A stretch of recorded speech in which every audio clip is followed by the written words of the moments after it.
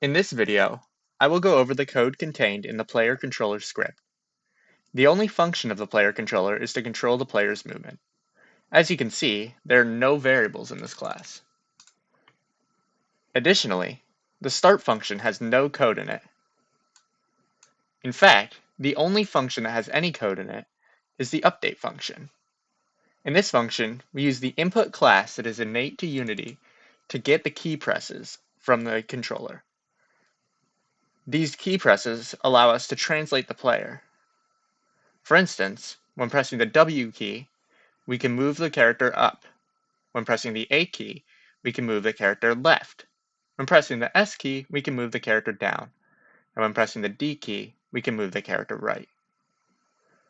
Additionally, because none of these if statements are nested, we can have multiple movements occur in a single frame, allowing for diagonal movement.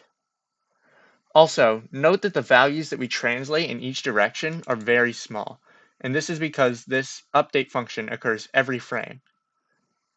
And that's pretty much it for this code. This is the simplest of the three scripts and can be attached to any object to apply simple movement.